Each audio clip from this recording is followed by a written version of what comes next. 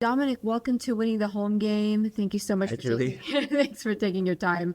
I know in your industry it's so busy, as mine is too. However, you're like driving all around, Yeah. trying to help people, meeting new people, and showing wonderful houses. So Yeah. thank you so much. Thank you. Yeah, thanks for having me. It's great to be here. Yeah, thank you. You have so much knowledge in this industry, and I invited you because not only do you, help list homes, you help buyers, but you also are an investor in Airbnb. Right. You have a commercial background, so I'm so excited to get your diversity, of all the things that you know to help our audience. So I'm going to start off with some questions. Okay, let's go for it. All right, cool. So your background, you are an investor, and you still are, I know. Yep. And you were a commercial analyst. So how does that change how you evaluate deals?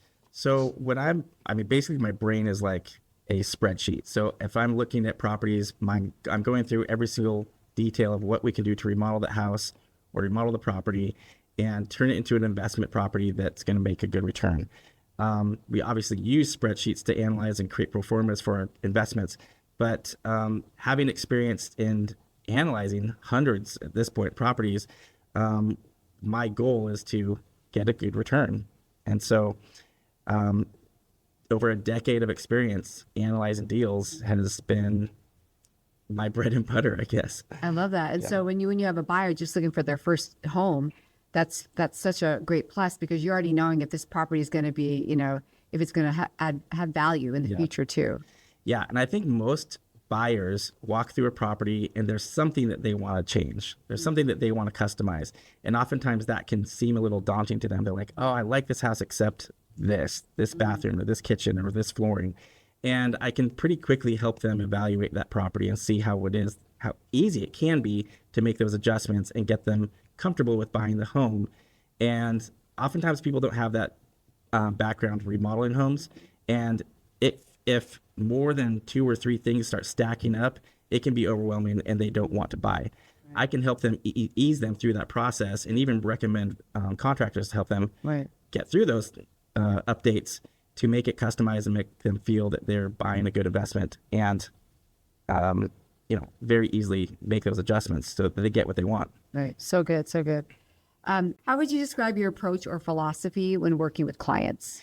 Each client's a little bit different. They all have different goals, different locations that they want to be, different types of criteria for the home that they want to be in. But this is their biggest investment. And so I really want to understand exactly what it is that they're looking for, what they want, what features do they want. It amazes me the diversity that all of these different clients that I have, exactly what they're looking for. Some want this older classic home, some want the modern new construction, and everything in between. And so I need to really help them narrow down all of the different neighborhoods in Seattle that they could buy in. And oftentimes we go very broad at first, and we're looking at all sorts of neighborhoods. And then they very slowly will narrow and pick and choose a very specific location that they want to be and a specific type of home after we've looked at dozens of homes potentially. That process, going through viewing homes, going through that conversation, analyzing the property, and analyzing the financials, because sometimes they might think that they want a $700,000 house, but really the features in the $800,000 or $900,000 house is actually what they really desire. Mm-hmm. And so helping them, guide them through the financial side of things and through the actual properties can really help us narrow down exactly what they want. So you think it's important to look at many homes to get to an idea of what they truly, truly want? At the beginning of our conversation, it's an important reminder to them that this is going to take time for them to understand what they want. Mm-hmm. They think they know what they want typically, but until they actually go in and look at the homes and see the different layouts, see the different features, see the different products that are in the home, that really helps them narrow down exactly what they want. Perfect. How would you explain the current Seattle or greater Seattle real estate market to a buyer who's feeling overwhelmed or unsure where to start? Yeah, the Seattle market is pretty diverse. Not one neighborhood is like the other. And so to be able to evaluate each neighborhood, you got to go through each one. I would consider it like climbing Mount Rainier. You really need a guide to help you go up there. and you need to avoid the crevices and the pitfalls that can happen. There's a lot of properties out there that have been remodeled but might not have been done very well. And so you really want a guide who can help you understand this is a quality product or this is not a quality product. We need to keep looking. Great. Yeah. Okay, perfect. What renovations tend to add the most value in Seattle, and which ones usually aren't worth the cost? This is an important one, I think. So this is a good question. I'm actually remodeling a couple properties right now, Your own properties? my own properties, but I have done this for clients as well, so to prepare their homes for listings. And I will typically say, let's focus on the bathrooms and the kitchens and the flooring and make sure that those are all up to date, because the most important thing to get people in the home is the photos. It's not just having the house have brand new beautiful features. We got to have beautiful photos to get people even inside the house. Now, one thing that we don't need to do is overspend on the product. So the house needs to look good, but oftentimes new buyers are going to come in and they might want to rip out their flooring because they don't like that color. So you don't need to go overboard and spend a whole lot of money on the actual product. Just make it look nice. That goes for your kitchen countertops, your cabinets, your flooring, your trim and paint. We don't need to overspend on those things, because it's possible the person coming in isn't going to like your style.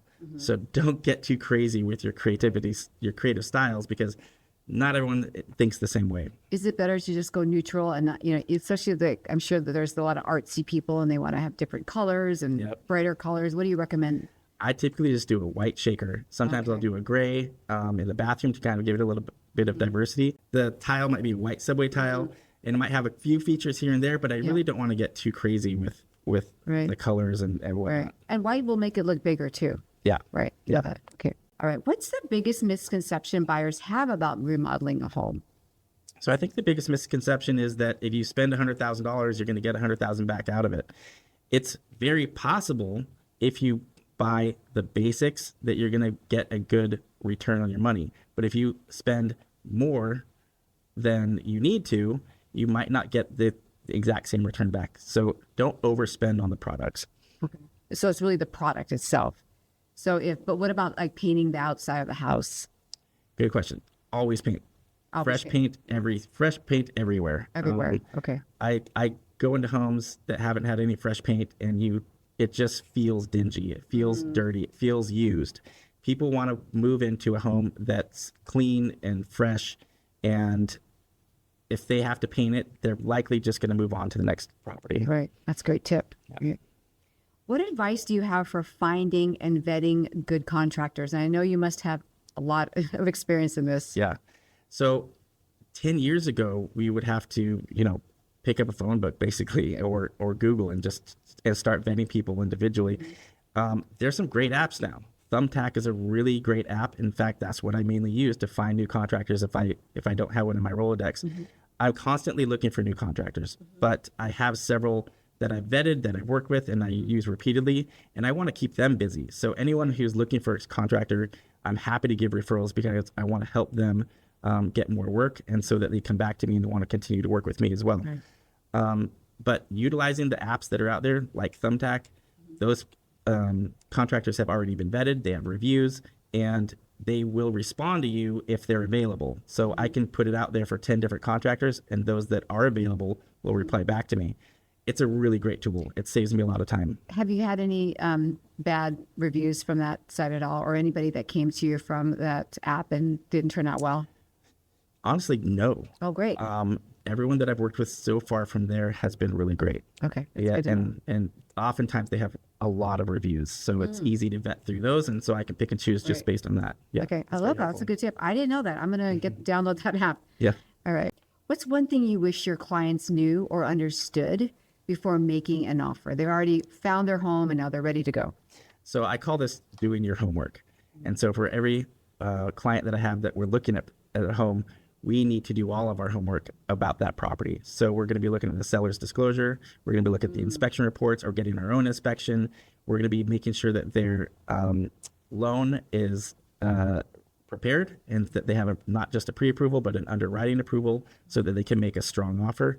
Once we have all of that information we can then make a more strategic and stronger offer than if we're just trying to base on emotion and say, we love that house, let's just jump into it right now.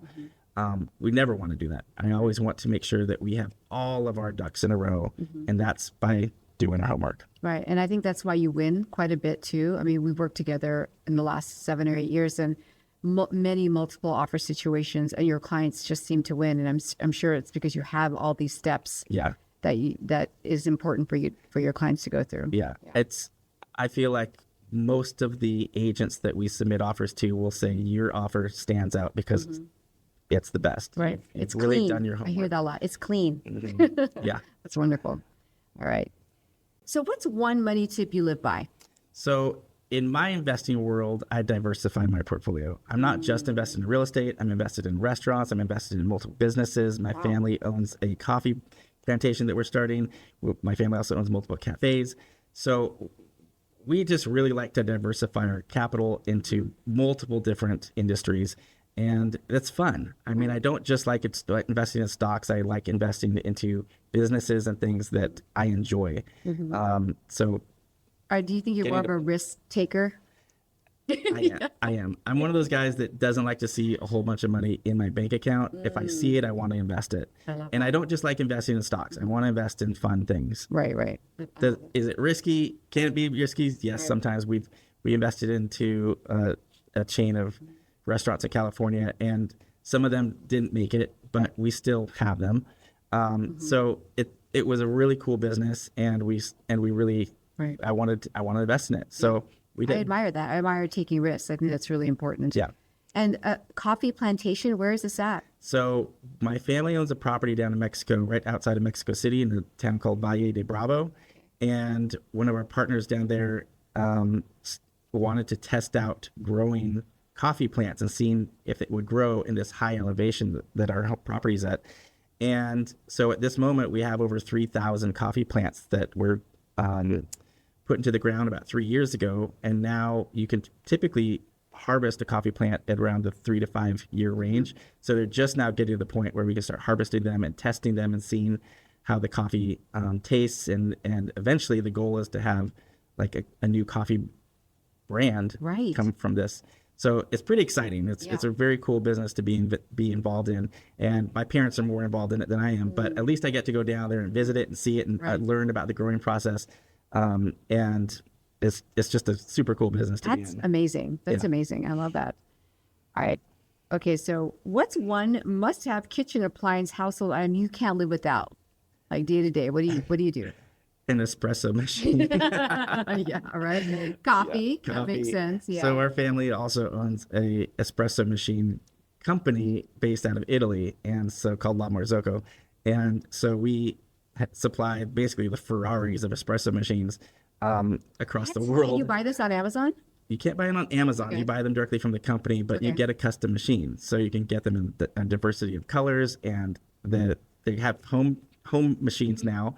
But they also have machines for cafes, which is mainly how they've been operating for the last 30 plus years. So the home machine that I have is pretty phenomenal, and so I want to put those in all of my rental properties. Right. Well, you have to give me the link or how I can buy that, because I actually need one right now for sure. I will help you. Okay. Absolutely. And how many cups of coffee do you have a day? Usually 1 or 2. When I'm traveling to Italy, I see why. I love being able to just go into the cafe, order from the little countertop, and just have a sip of an espresso. I mean, I see why they do that. It really helps you out through the day. Right. I love it. That's awesome. Okay. So you've been involved with over 50 investment projects. When you look at a potential investment property, what are the first 3 things you evaluate before anything else? So the first 3 things that I want to evaluate on investment property is, for one, the exit strategy. What is our plan for this property? Is it going to be a fix and flip deal? Is it a rental property? Is it a fix and flip? Is it a fix and flip? Is it an Airbnb? Is it a rental property?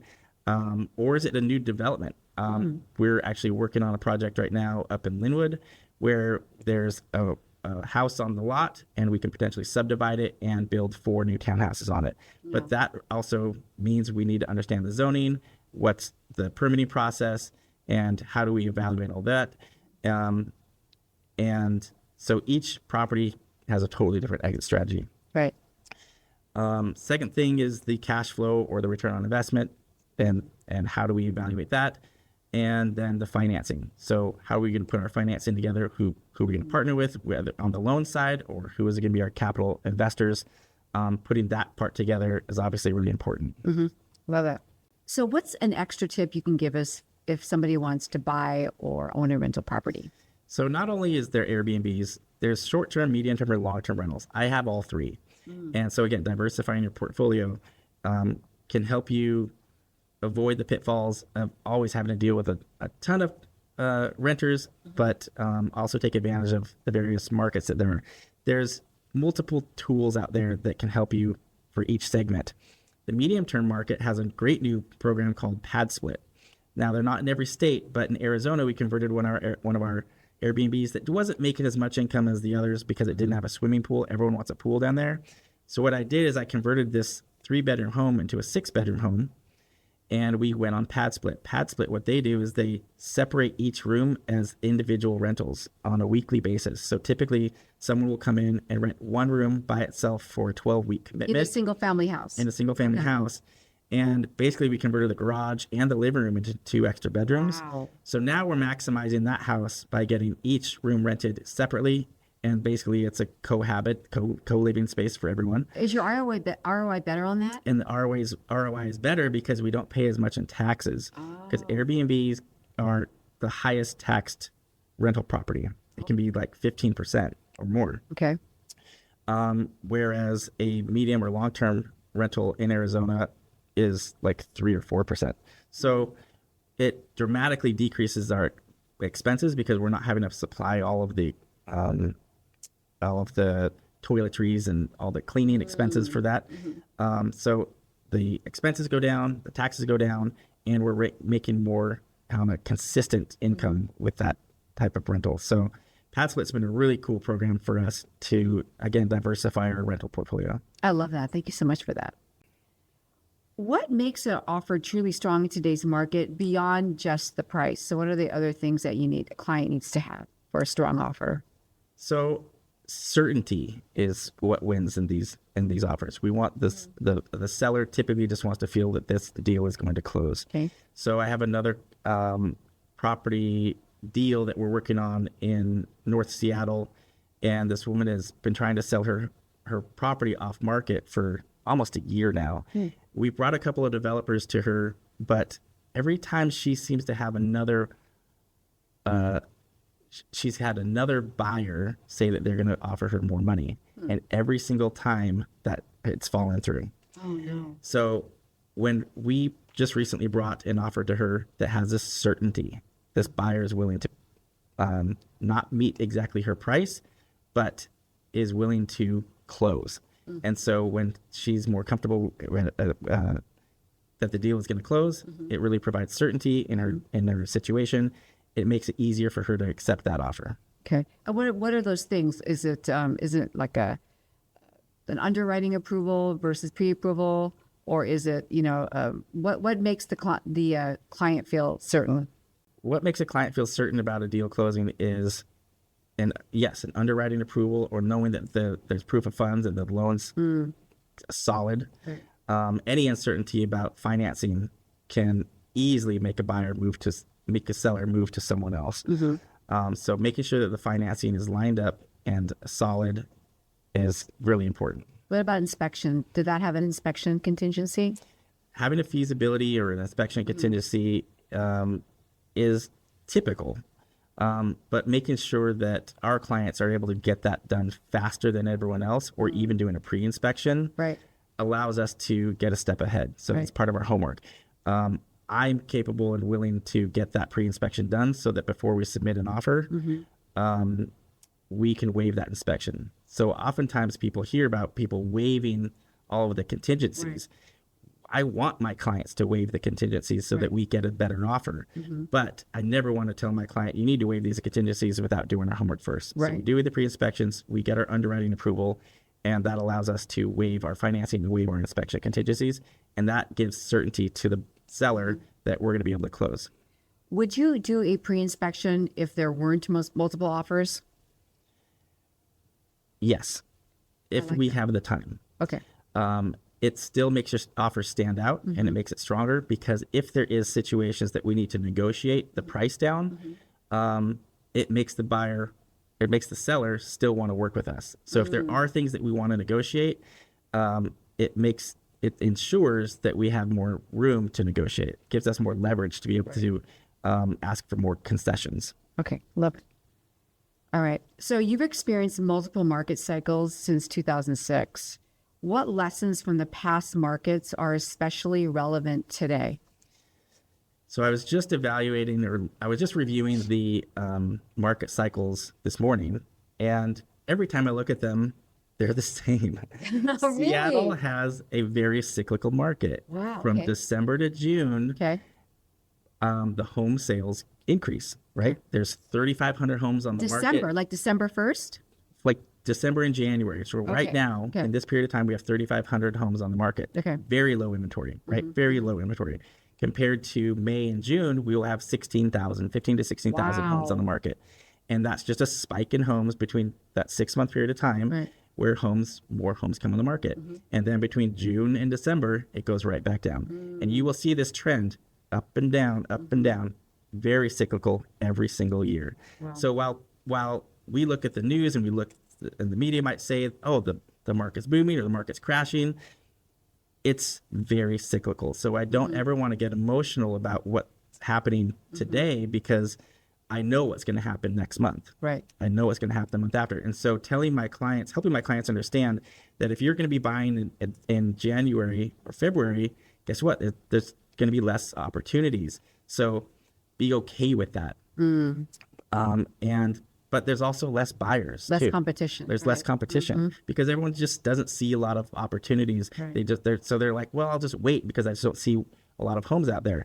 There's still great homes available. I'm still seeing homes sell in 6 days. The market's still good for those that are selling, but in June or May, when there's 1 million homes on the market or 15,000 homes on the market, there's also a lot more buyers, and so our purchasing strategy changes based on the time. Right. And the values will go up at that point, or the prices, right? Yes, prices are going to increase.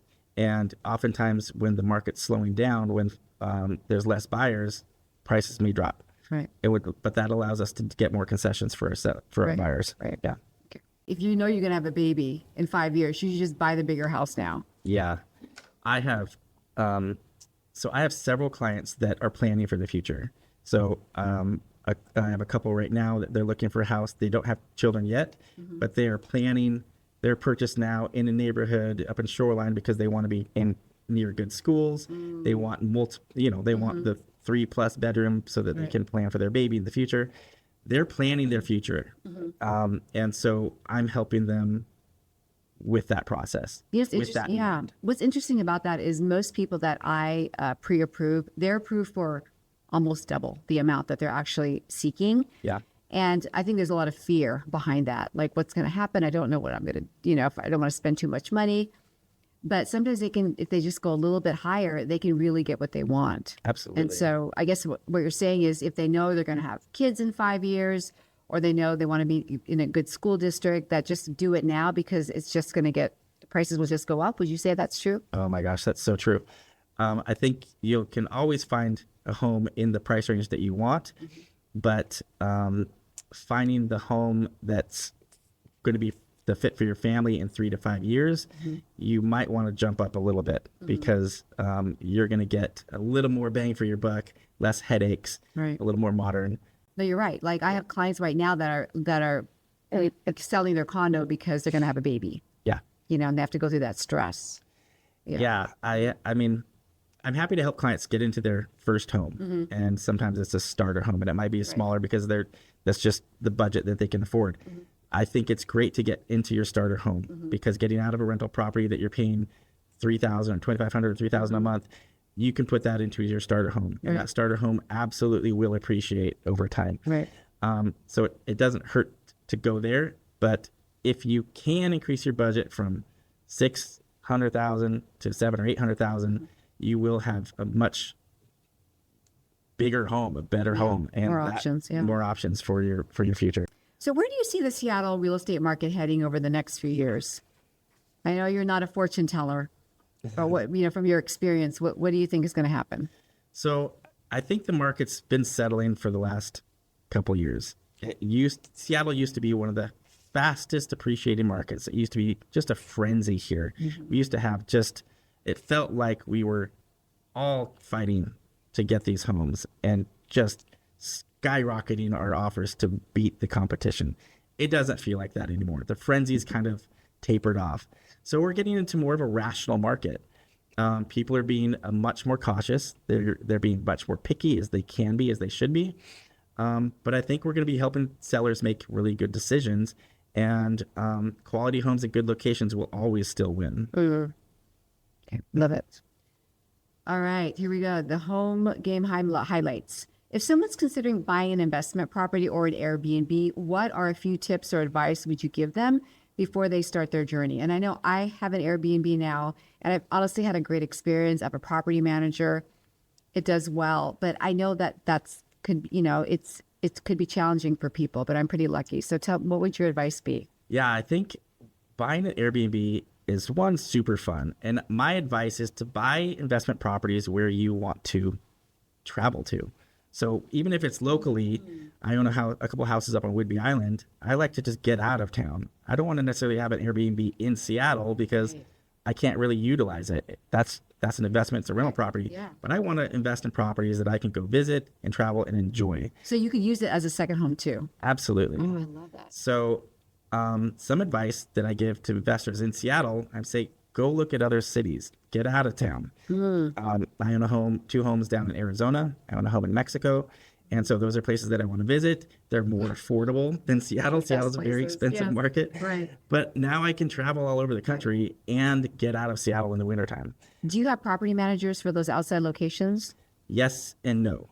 Some I can self-manage or have a team, my cleaners and my pool cleaners and my hot tub cleaners and my maintenance guys. So I can manage some of them. My house in Mexico, I have a management company down there that handles that one. So you're in the real estate industry, so I think it might be easier for you to self-manage some of those. If you've never done this before, do you recommend having a property manager?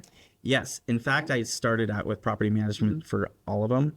Okay. And great point. And it gave me the room to kind of understand how it all went, and then realized it's not that hard. Right. And I would prefer to have more control. Some people don't want to have any control. They want to have it really be hands off. That's me. That's you. Yeah. Yeah. And typically I thought that that's what I wanted. But over time I realized it's really not that hard, and I'm paying them 10% or 15%. Right. I could make more money if I handle it myself. Right. But it is a job. Right. So you are taking on a business. And so I'm okay with that because I'm in the industry and I'm in the business. And Right. And I gradually started taking over the property management on my own. But now that I've done that, I've actually been able to maximize the rental income much better than the management company, because I'm the only one who really cares. So I'm monitoring it, managing it on a daily basis. Not everyone wants to do that, but it can't help. Any other tips for an Airbnb owner? My suggestion is to just get started. Find a location that you like to travel to, somewhere warm, and Stay in an Airbnb and see what it's like. yeah, travel to Airbnb. Yeah, if you're gonna go travel, rent Airbnbs instead of hotels so that you get familiar with it. And I love to do that because I love to see what other people are doing. I love to see the cool features that they put together, and I look at properties when I'm going to rent an Airbnb. I look at the photos. I want to stay in the coolest properties, and I know that people looking at mine are looking for the same thing. Right. So whenever I'm remodeling my houses and preparing them for those photos for Airbnb, they have to really stand out. So we do murals outside outside of the house. We put golf putting greens in. We put hot tubs, pools. I mean, we would make sure that and beautiful artwork, custom artwork in the house. We make sure that the house really stands out in the photos because it is a competition to getting It's pretty those competitive. rentals.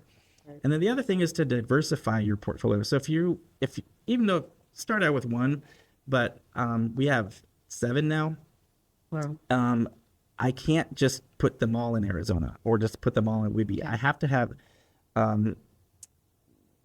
I have to have them in different locations so that the cycles can adjust for themselves. Oh, that's very smart because in Arizona, people tend to go there in the winter Exactly. and spring and fall, Yep. right? And not in the summer.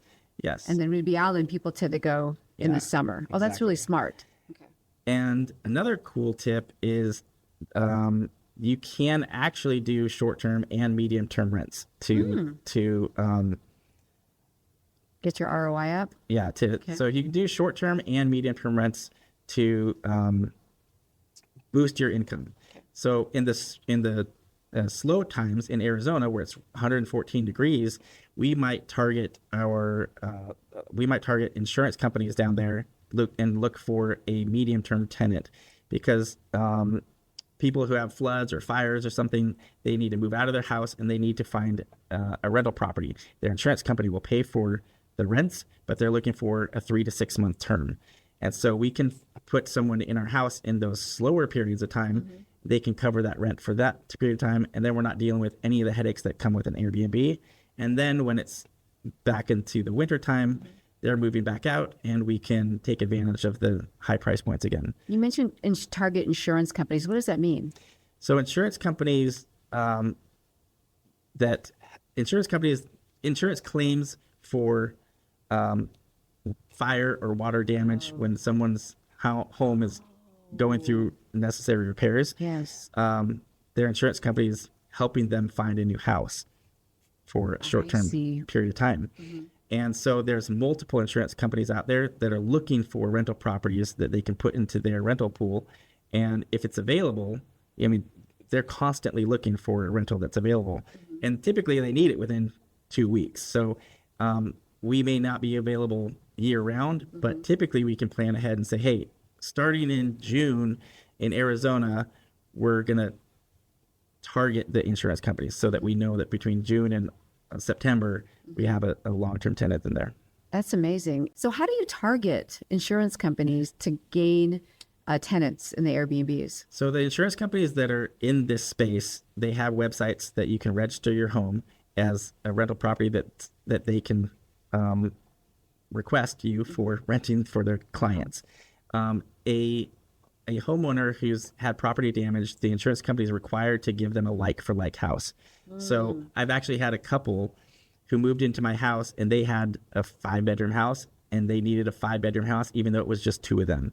And their insurance company was paying up to $7,000 a month in rent for our house, even though the couple didn't even need a house that big. The insurance company actually had to cover the expense for a like-for-like house.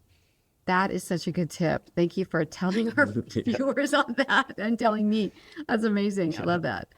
Okay, well, our time is up now. Dominic, thank you so much for joining us today. I mean, your knowledge is amazing, not only, as a buyer buying their first home or somebody listing, but also investing in the future, because I know, investing is not for everybody, but there's a large group of people, especially with the new tax advantages that have happened for that are here now in 2026 that makes bonus appreciation so advantageous. You're such a wealth of knowledge. So if a client wants to call you to get some help, how do they find you? So on Instagram, my handle is Dominate Real Estate. Dominate Real Estate. I love that. Okay. Yeah. I won't forget that one. Or Okay. my real estate office is with Weisbarth and Associates. Yes. And of course, they can always find me Right. With Weisbarth. And of course, they can always reach out to you for getting my contact information as well. And you're with the top team in Seattle up there in Greenwood, Weisbarth and Associates. They're such a great team, and we're going to be knocking on Dawn's door to come do this one next too. All right.